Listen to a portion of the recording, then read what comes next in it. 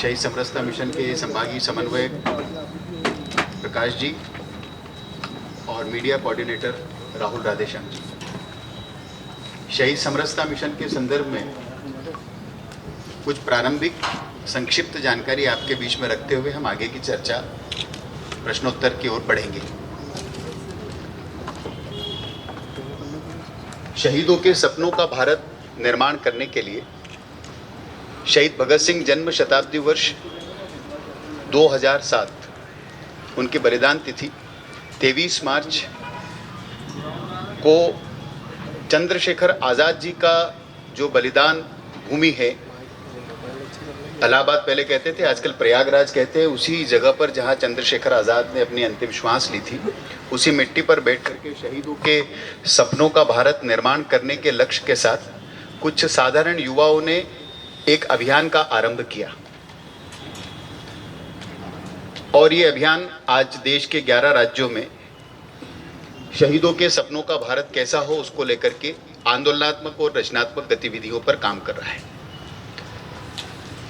इसमें शहीदों के लिए सरकार की नीतियां क्या हो, उन नीतियों का निर्माण करने में एक थिंक टैंक के तौर पर हम सरकार को सहयोग प्रदान करते हैं। देश भर के बड़े डिफेंस एक्सपर्ट से, पूर्व सैन्य अधिकारियों से, पूर्व मंत्रियों से, पूर्व प्रशासकों से और रक्षा अनुसंधान के विषयों पर शोध करने वाले लोगों के एक बड़े समूह से वार्ता करने के पश्चात हमने सरकार के सामने शहीदों की सभी समस्याओं का समाधान के लिए एक विजन डॉक्यूमेंट प्रस्तुत करने का काम प्रारंभ किया। उसकी एक बहुत प्रमुख मांग है कि शहीदों के परिजनों की आर्थिक स्थितियां बहुत खराब होती है और उसका अतिशीघ्र निराकरण हो जाना चाहिए। सरकार ने हमसे पूछा कि वो निराकरण कैसा हो सकता है, तो शहीद के बलिदान के साथ ही 1 करोड़ रुपए की राशि शहीद की वीरांगना के अकाउंट में पहुंच जाए, जिसमें से 60% माता पिता को और 40% उनकी वीरांगना को। अगर बच्चा है तो 40% माता पिता को और 60% वीरांगना के, और ये पूरी राशि उनके अकाउंट में जाएगी। इसका बड़ा बाइफर्केशन किया गया है, किस ढंग से पैसा जाएगा, किस मद में उपयोग होगा। अगर बच्चा 18 वर्ष से कम का है तो 20 लाख रुपए की राशि जब तक वो 18 वर्ष का, बेटी होती है तो उसके विवाह के समय, बेटा होता है तो 18 के होने के बाद उस पैसे का उपयोग किया जा सकता है। हमारी इस मांग को सबसे पहले दिल्ली की सरकार ने 2013 में माना। आज दिल्ली में लगभग 20 से ज़्यादा लोगों को इसका लाभ मिल चुका है। 2015 में मध्य प्रदेश की सरकार ने भी इसको स्वीकार किया और मध्य प्रदेश में भी अगर मिलिट्री, पैरामिलिट्री या पुलिस फोर्स का कोई भी व्यक्ति डेथ इन एक्शन अगर वो शहीद होता है तो 1 करोड़ रुपए की सम्मान निधि उनको भेंट की जाती है। इसी बात को पिछले दिनों पंजाब की सरकार ने भी माना। ये मांग आधी हुई है, पूरी हुई है, क्योंकि हमारी जो अनुरोध सरकार के साथ है कि 1947 भारत की स्वतंत्रता से लेके आज दिन तक जितने भी शहीद हुए, हमारे पास उसका एक मोटा मोटा आंकड़ा है, 36,000 इनकी संख्या है। इन सभी 36,000 शहीदों को 1 करोड़ रुपए की राशि केंद्र की संसद, जिसमें हर विचारधारा का दल का व्यक्ति उसका रिप्रेजेंटेशन करता है, हर जाति, पंथ, मत, मजहब का व्यक्ति उसका रिप्रेजेंटेशन वहां पर है, लेकिन शहीद राष्ट्र के लिए होता है। और इसलिए हमारा संसद से आग्रह है, किसी दल या सरकार से नहीं, कि संसद एक कानून बनाए और कानून बना करके इन सभी शहीदों की समस्याओं का संपूर्ण समाधान कर दे, आर्थिक समाधान। दूसरा इसका पक्ष है, दूसरा पक्ष है सम्मान को लेकर के। अभी सोशल मीडिया का जमाना है और जब से सोशल मीडिया का युग आया तो हम जानते हैं कि अगर कोई शहीद, जिस दिन शहीद होकर के उनका पार्थिव देह आता है तो कुछ आसपास के गांवों के युवा जाते हैं उनकी शव यात्रा में। नारे लगते हैं, एक ऊर्जा का माहौल होता है, देशभक्ति का वातावरण होता है, लेकिन ये धीरे धीरे काफूर हो जाता है। 15 दिन के बाद में उनकी वीरांगना कैसे रहती है, किस घर में रहती है, माता पिता की चिकित्सा कैसे होती है, उनका आवास ठीक है कि नहीं, बेटे बेटी की एजुकेशन हो रही है कि नहीं हो रही है, इस पर किसी का ध्यान नहीं होता है।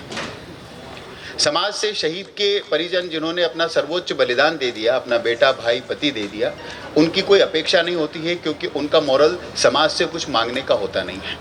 हमारे पूर्व सैनिक और हमारी सेना ने भी दुनिया की एकमात्र सेना है जिसने अपने पूरे इतिहास में आज तक किसी सैनिक या सैनिक संगठन ने पदेन होते हुए हमारे लिए कोई खुद सरकार के खिलाफ कोई आंदोलन नहीं किया, कोई आमरण अनशन नहीं किया, कोई धरना प्रदर्शन, कोई आगजनी हड़ताल नहीं की।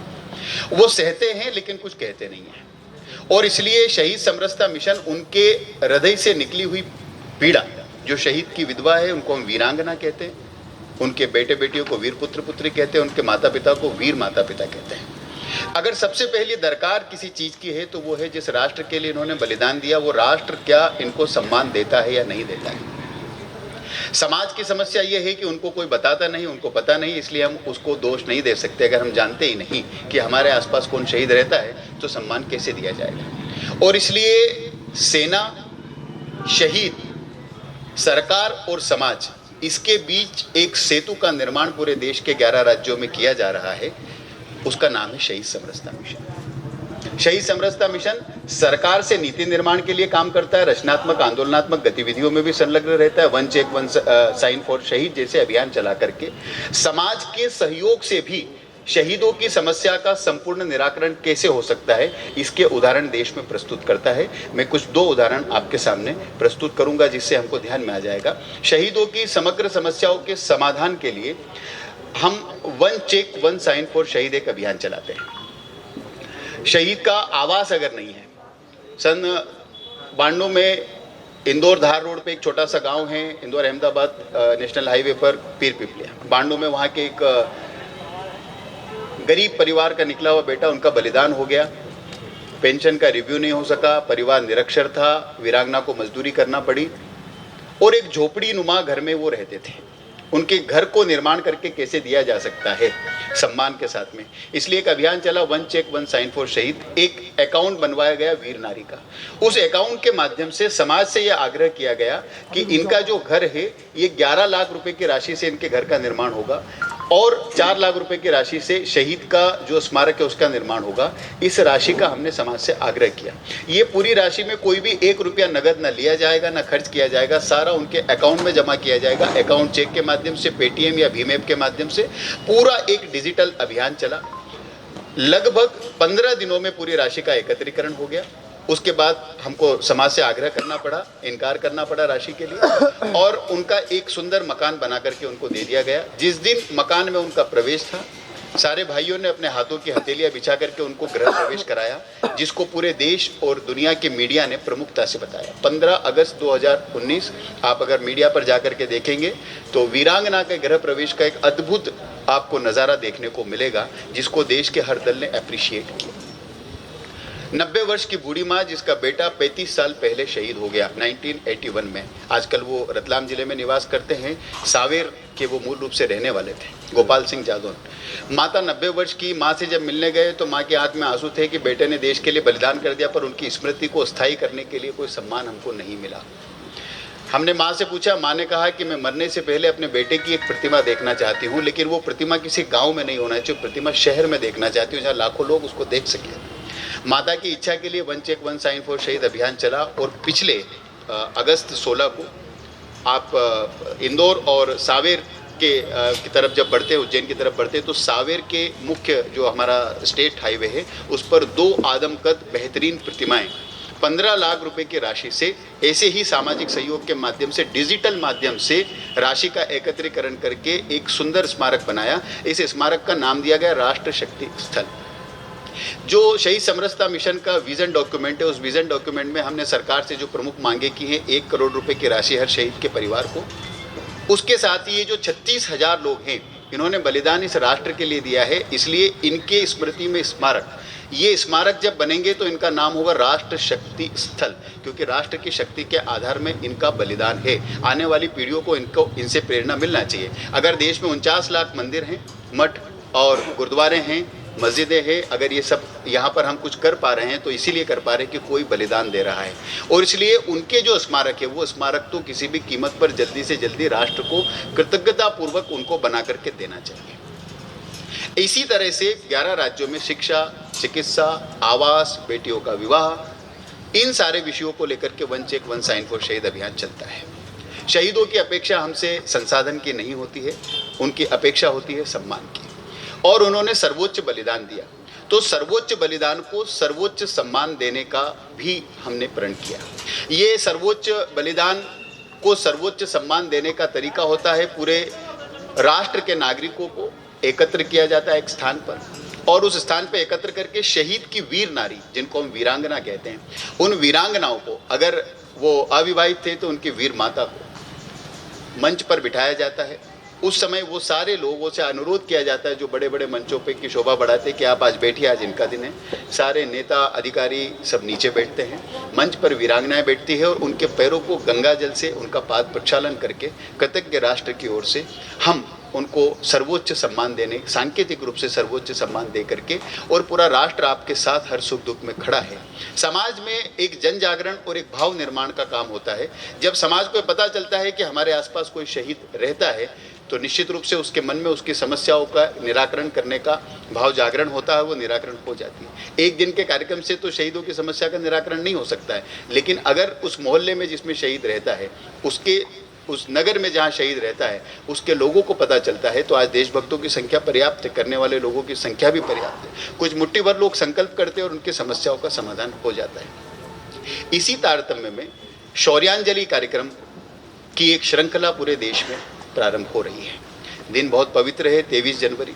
हम सब जानते हैं कि देश के पहले प्रधानमंत्री, हालांकि टेक्निकली हमारे इतिहास में अभी तक उनको पहला प्रधानमंत्री बताया नहीं गया है, लेकिन देश के वास्तव में पहले प्रधानमंत्री नेताजी सुभाष चंद्र बोस, जिन्होंने 1945 को सिंगापुर में तिरंगा लहराया था और हमारा राष्ट्रीय गान गाया था, जिसको 11 देशों ने मान्यता दी थी, और भारत के राष्ट्राध्यक्ष के तौर पर नेताजी सुभाष चंद्र बोस ने पहली बार तिरंगा ध्वज जय हिंद के नारे के साथ में लहराया था। हमारा सरकार से अनुरोध है कि वो जो इतिहास है उसमें संशोधन करे और देश के पहले प्रधानमंत्री के रूप में नेताजी को पढ़ाए। लेकिन नेताजी की जो इंडियन नेशनल आर्मी थी, उसका बलिदान वो भी हमसे अछूता है। देश के बलिदानी इतिहास में हमने अकबर, बाबर, औरंगजेब, तैमूर लंग को तो पढ़ा कि इन्होंने कितने अत्याचार किए, कैसे शासन किया, लेकिन 44,000 आज़ाद हिंद फौज जिन्होंने राष्ट्र की स्वतंत्रता के लिए जब आक्रमण किया, उसमें से 22,000 हमारे योद्धा युद्ध के मैदान में अपना सर्वोच्च बलिदान दे गए। उन 22,000 योद्धाओं का जो नाम है वो इतिहास में कहाँ गुम हो गया,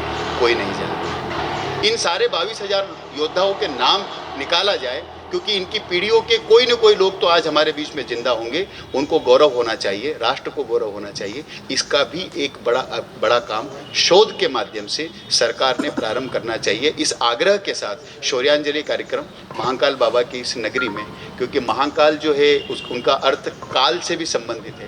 काल का अर्थ होता है मृत्यु, काल का अर्थ होता है समय, और जो मृत्यु को परास्त कर दे वो हमारे बलिदानी हैं। तो ये महाकाल के बेटे हैं वास्तव में सब, और इसलिए शौर्यांजलि कार्यक्रम का ये जो अभियान जो देश के लगभग 70 बड़े शहरों में आने वाले 3 वर्षों में होगा, उसका आगाज़, शौर्यांजलि कार्यक्रम का आगाज़ उज्जैन से, महाकाल बाबा की नगरी से 23 जनवरी को होने वाला है, जिसमें उज्जैन संभाग में निवासरत 23 जो शहीद है वो तो जो हमारे डिफेंस के हैं, जो हमारी नौसेना, थल सेना और वायुसेना के हैं।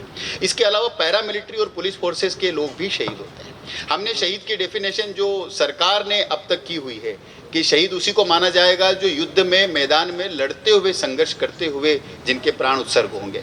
लेकिन अगर उन्होंने वर्दी पहनी है और वर्दी पहनने के दौरान, युद्धाभ्यास के दौरान उनकी मृत्यु हो जाती है, उनको भी शहीद माना जाए।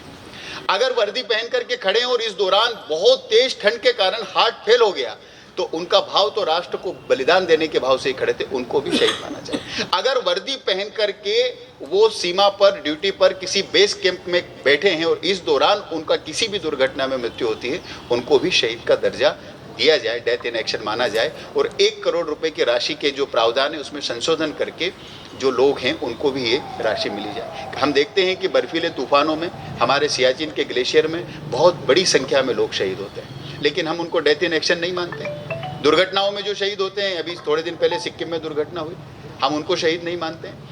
पुलवामा की घटना के शहीदों को हम अगर डेथ इन एक्शन के तौर पर आज जो परिभाषा है तो उनको शहीद नहीं मान सकते। और इसलिए डेथ इन एक्शन में नहीं, किसी दुर्घटना में भी जिसने भी वर्दी पहनी है, केवल एक सुसाइड को छोड़ करके जितने भी तरीके से उनकी मृत्यु होती है वो सब शहीद है, ऐसी परिभाषा की जाए और उनको 1 करोड़ रुपए की राशि दी जाए। इस तरह के कुछ मौलिक परिवर्तन हम सरकार से आग्रह कर रहे हैं। एक और महत्वपूर्ण विषय जिस पर हम काम करते हैं वो महत्वपूर्ण विषय है सामाजिक समरसता। हम सब लोग अच्छे तरीके से जानते हैं कि हमारे जो शत्रु हैं वो हमारे देश में एक सिविल वॉर निर्माण करने की कोशिश कर रहे हैं, और विशेष करके सन 2010 के बाद से तो विशेष तौर पर इस देश में चीन में चलने वाले थिंक टैंक, जिन्होंने हमारे देश में जातियों के नाम पर सेनाएं, आर्मी इस तरह की खड़ी कर दी हैं कि जो एक दूसरे के खिलाफ एक अलगाव की स्थिति पैदा कर रहे हैं। और हम सब जानते हैं कि अलगाव जब एक अतिरेक तक जाता है तो फिर उसके बाद वो वही मूवमेंट बाद में बोडो, मिजो, अल्फा, लश्कर तोयबा, हिजबुल मुजाहिदीन की तरह बन जाते हैं, पीपुल्स लिबरेशन आर्मी की तरह बन जाते हैं, और अपने ही खिलाफ, अपने ही देश के लोगों के खिलाफ बंदूक लेकर के लड़ाई करते हैं। जो कोई भी, जिन भी लोगों के हाथ में आज बंदूकें हैं, उनकी शुरुआत सबसे पहले विभाजन के सामाजिक आंदोलनों से ही हुई है। ये देश का इतिहास है, और इसलिए हमारे यहाँ पर जितने भी वर्ग संघर्ष के, जाति के संघर्ष के अभियान चलाए जा रहे हैं, इसके पीछे चीन एक थिंक टैंक के रूप में काम करता है, उनको एक वैचारिक और आर्थिक रूप से समर्थन देता है, और इसके आधार पर इस तरह के आंदोलन हमारे यहाँ पर पनप रहे हैं जो समाज में एक विभाजन पैदा कर रहे हैं। ये विभाजन हमारा समाप्त होना चाहिए, क्योंकि भारत का संविधान इस विभाजन को स्वीकार नहीं करता है। भारत का संविधान, उसकी दृष्टि में हर देश का हर एक नागरिक समान है, और इसलिए उसको अवसरों की समानता होना चाहिए, उसके प्रति देखने की दृष्टि समानता होना चाहिए। और अगर ये निर्माण हो सका, जो भारत के संविधान की दृष्टि है, उसका धरातल पर लागू करना, उसको क्रियान्वित करना, उसका नाम है सामाजिक समरसता। हर जाति, पंथ, मत, मजहब के लोगों को एक मंच पर ला करके, क्योंकि हमारी जो सेना है उसमें हर एक, कोई जाति, पंथ, मत, मजहब का व्यक्ति नहीं होगा जिसने बलिदान नहीं दिया। आज भी वो बलिदान देने के लिए तैयार खड़ा हुआ है, तो वो राष्ट्र के लिए बलिदान दे रहा है। वो हमारे आदर्श हैं, वो हमारी प्रेरणा है। उनसे प्रेरणा लेकर के हम जाति की आइडेंटिटी, मत, मजहब, पंथ की आइडेंटिटी के कारण अलगाव की स्थिति न पैदा हो, इसलिए सामाजिक समरसता का एक सकारात्मक माहौल भी पूरे देश में खड़ा कर रहे हैं। सनातन परंपरा की कुछ कुरीतियां हैं, उनको दूर करने के लिए हमारा लक्ष्य है 2016 से एक मंदिर, एक कुआं, एक शमशान। गाँव में एक मंदिर, एक कुआं, एक शमशान का अर्थ है कि मंदिर में सहमति से सबका प्रवेश, हर जाति वर्ग का प्रवेश हर धर्म स्थान पर होना चाहिए। अगर नहीं है तो कानून, इमरजेंसी में, आपात स्थिति में कानून का उपयोग होना चाहिए, शोषण और अत्याचार में उसका उपयोग होना चाहिए, लेकिन कानून समाप्त हो जाएगा अगर कानून के उस विकृति को समाप्त कर दिया जाएगा। और इसलिए उस विकृति को समाप्त करने के लिए एक मंदिर मतलब गांव में, एक कुआं मतलब पानी के सारे स्रोत के ऊपर, क्योंकि वो मनुष्यता का और जीवन का सबसे प्रारंभिक पैमाना है। और शमशान भी कहीं कहीं अलग है, संघर्ष होता है शमशान में, ये दलितों का शमशान है, आदिवासियों का है, ये सवर्णों का है, इसको भी समाप्त करके, और कम से कम ये 3 चीज़ गाँव में होना चाहिए। उस गाँव को हम समरस ग्राम कहेंगे। अभी तक उज्जैन में इस तरह की समस्या जहाँ थी, ऐसे 10 गाँव जहाँ पर समस्या थी, इन तीनों में से कोई, उसको सामाजिक सहमति से हमने ठीक कर लिया। ऐसे 10 गांव हमने खड़े किए हैं प्रचार, एक लोगों के बीच में। उसका मॉडल भी इस कार्यक्रम में हम बताएंगे कि सहमति से किस ढंग से समस्या का समाधान किया जा सकता है। गांव के लोग गांव के जायजम पर बैठ करके गांव की समस्या गांव के किसी बाहर के व्यक्ति के भड़काव के बिना कैसे ठीक की जा सकती, थाना कोर्ट कचहरी के बिना आपस में बैठ करके कैसे की जा सकती, उसका भी एक मॉडल। ये 2 विषयों को लेकर के हम देश भर में काम कर रहे हैं। उसी निमित्त शौर्यांजलि कार्यक्रम होना है, जिसमें लगभग उज्जैन संभाग के 30 परिवारों की सूची और उनका संपर्क शहीद, मिलिट्री, पैरामिलिट्री और पुलिस फोर्स के, उन तक हम अभी पहुंच चुके हैं। और हमारे अनुमान के अनुसार लगभग 3-4 नाम और होंगे जो कहीं अभी गुमनामी के अंधेरे में हैं। हमारा आकलन है कि लगभग 35 से अधिक शहीद परिवार अनुमानित तौर पर इस कार्यक्रम में उनका प्रतिनिधित्व होगा, और लगभग 5000 की संख्या में युवा उज्जैन जिले के जिन गांवों में हमारा काम चलता है उसके सूचीबद्ध युवा इस कार्यक्रम में होंगे। बहुत प्रसिद्ध भजन सम्राट है जो एक लोक कलाकार है। हम कोशिश करते हैं कि बड़े बड़े कलाकार जिनको हम टीवी पे देखते हैं उनको तो काफ़ी काम मिलता है, लेकिन जो लोक कलाकार होते हैं उनको मंच मिलना चाहिए। इसलिए प्रकाश माली जी इस कार्यक्रम में शौर्यांजलि के माध्यम से इन देश के सपूतों को और देश में समरसता निर्माण करने के संदेशों के रूप में भजनों की और देशभक्ति गीतों की प्रस्तुति देंगे। ये आज के कार्यक्रम और मिशन की कुछ एक संक्षिप्त जानकारी मैंने आपके समक्ष प्रस्तुत की। अगर कोई प्रश्न या बातचीत हो तो हम आगे बात कर सकते हैं। मोहन जी, 2 प्रश्न थे आपसे, एक तो व्यक्तिगत है आपके मामले में, और एक आपने जो बोला, एक तो 13 साल की उम्र से आप इस क्षेत्र में काम कर रहे हैं, तो कहाँ से प्रेरणा मिली? दूसरा प्रश्न मेरा, आपने एक शब्द का यूज करा, शहीदों के सपनों का भारत, तो वो कैसा होना चाहिए था, उसके बारे में आपने कुछ प्रकाश नहीं डाला। शहीदों के सपनों का भारत कैसा होना, आप आर्थिक पहलू पर रखा आप, तो भारत कैसा होना चाहिए और अभी कैसा है? पहला व्यक्तिगत प्रश्न है, उसका जवाब देता हूँ। प्रेरणा कहाँ से मिली? 13 वर्ष की उम्र में कक्षा 9 का छात्र था और उस समय हमारे यहाँ पर सत्र जुलाई से शुरू होता है। उस समय में विद्यालय में की जो समिति है उसमें सह सचिव था और इसलिए विद्यालय में ये सूचना मिली कि कारगिल वॉर चल रहा है 99 और उसके ठीक एक दिन पहले मतलब 3 जुलाई को सेशन शुरू हुआ 1 जुलाई को और 3 जुलाई को ये सूचना मिली कि लेफ्टिनेंट मनोज पांडे टाइगर हिल को जीतते हुए अपना सर्वोच्च बलिदान दे गए और उनकी स्मृति में कल श्रद्धांजलि हो रहा है। वहीं से प्रेरणा मिली कि एक ऐसा व्यक्ति जिसको MBBS में सिलेक्शन हो गया था, जो MTech कर सकता था, उसने सेना को चुना और अपना सर्वोच्च बलिदान दिया। परमवीर चक्र पाना उनका लक्ष्य था। ऐसे जो लोग हैं वो देश के असली हीरो हैं। लेकिन इनके परिवारों के पास जब हम गए तो इनके परिवारों की जब दुर्दशा देखी तो इनकी दुर्दशा को ठीक करने के लिए हमने शहीदों के जो स्वतंत्रता के लिए जो शहीद हुए उन शहीदों को पढ़ना आरंभ किया और इसमें से जो आपने कहा प्रेरणा की बात मिली हमको, शहीद भगत सिंह का अंतिम पत्र। 23 साल 5 महीने और 26 दिन के भगत सिंह को 23 मार्च 1931 लाहौर सेंट्रल जेल में फांसी पर लटकाया गया। 22 तारीख को उन्होंने देश के नाम एक अंतिम पत्र लिखा। उस पत्र में भगत सिंह लिखते हैं कि जो काम मैं इस देश के लिए करना चाहता था उसका 1000वां हिस्सा भी मैं नहीं कर सका। मैं जा रहा हूं लेकिन लौट के आऊंगा। भगत सिंह एक व्यक्ति नहीं थे, भगत सिंह एक विचार थे और उनका विचार था कि जो काम वो देश के लिए करना चाहते थे उसका 1000वां हिस्सा भी पूरा नहीं हुआ। जो काम बचा हुआ है वो हमको पूरा करना है। इसी में आगे अगले प्रश्न का जवाब है कि देश के जो शहीदों के सपनों का भारत कैसा होगा। शहीदों के सपनों का भारत समृद्ध भारत होगा, शोषण मुक्त, समरसता युक्त, समृद्ध भारत। हमारे जितने भी शहीद हुए उनका सपना था कि कोई भी व्यक्ति, वर्ग, जाति या दल किसी गरीब, वंचित, शोषित, पीड़ित, प्रताड़ित को, उपहासित को उसका शोषण ना करे। तो इसलिए शोषण कोई किसी का ना करे, ये सारे शहीदों की एक कॉमन लड़ाई थी, महापुरुषों की एक कॉमन लड़ाई थी। पूरी तरह से शोषण की व्यवस्था को समाप्त करना। हम आज देखते हैं कि हमारे यहाँ पर अमीर और गरीब के बीच में जो खाई है वो आज भी बहुत ज़्यादा है। देश के लगभग 60% संसाधनों के ऊपर केवल 10% लोगों का कब्जा है। कब्जा शब्द सही है या नहीं ये आप लोग निर्धारित कीजिए, लेकिन उनके हाथ में है। देश में आज भी करोड़ों की संख्या में लोग हैं जिनके पास आवास नहीं है, उनके पास सिर छुपाने की जगह नहीं है। जो मूलभूत आवश्यकता है, हमारे देश में 10 करोड़ जनजातीय आबादी है और आज देश की 75 साल की स्वतंत्रता के बाद हमको बहुत दर्द के साथ ये कहना पड़ता है कि उसमें से 5 करोड़ आबादी विस्थापन या तो विस्थापित हो चुकी है या विस्थापन की चुनौती को झेल रही है। उसके पास अपना कोई आवास का जगह नहीं है, वो जाएगी तो कहाँ जाएगी? जो प्रकृति के साथ परस्पर सामंजस्य स्थापित करके सदियों से जिन जंगलों में रहते थे उन जंगलों से उनको विस्थापित किया जा रहा है ये कह के कि ये जंगल तुम्हारे नहीं है। वो कहाँ जाएंगे? जब वो मजदूर बाहर आएंगे शहर में तो सिर्फ वो मजदूर होंगे।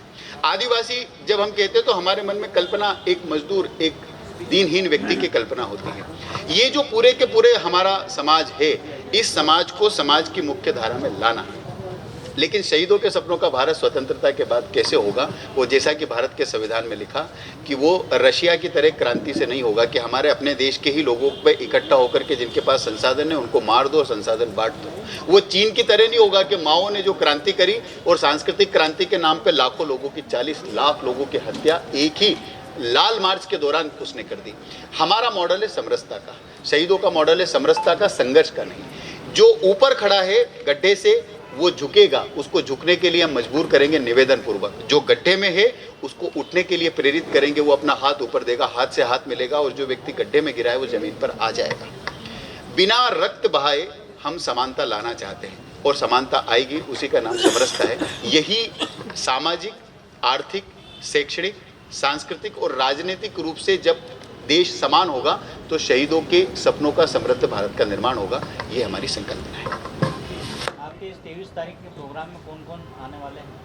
कितने परिवार का सम्मान करने वाले हैं? अभी तक हम 30 परिवारों से संपर्क कर चुके हैं, उनकी सहमति मिल चुकी है। कुछ परिवारों के बीच हम और जा रहे हैं। हमारा अनुमान है कि लगभग 35 की संख्या आना चाहिए।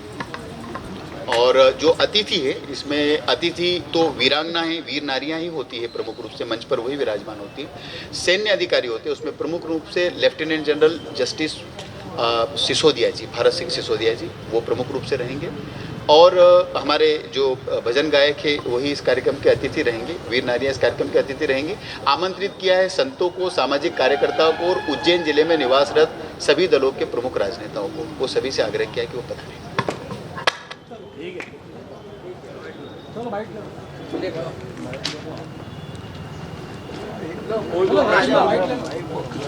श्रद्धांजलि कार्यक्रम का आयोजन किया जा रहा है, जिसमें उज्जैन संभाग में निवास करने वाले 35 शहीद परिवारों का सार्वजनिक नागरिक अभिनंदन किया जाएगा। उनकी वीरांगना के पैरों को गंगा जल से धो करके और उनको सर्वोच्च सम्मान दिया जाएगा सर्वोच्च बलिदान के निमित्त। और इस कार्यक्रम में प्रकाश माली जी जो भजन सम्राट है, राजस्थान के लोकप्रिय गायक, युवाओं के बीच में काफ़ी लोकप्रिय हैं, वो शौर्यांजलि संगीतमय देशभक्ति गीतों के माध्यम से इन वीरों के चरणों में समर्पित। एक शहीद परिवार को आप मकान भी बनाकर देने जा रहे हैं। उज्जैन के शहीद गजेंद्र सुरवे जी हैं, जो विनोद की चाल में निवास करते थे, लेकिन अभी उनको वहाँ से विस्थापित कर दिया गया। उनके पास रहने का मकान नहीं है।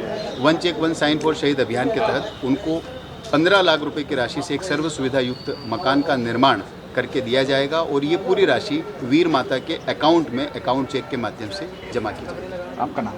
मोहन नारायण।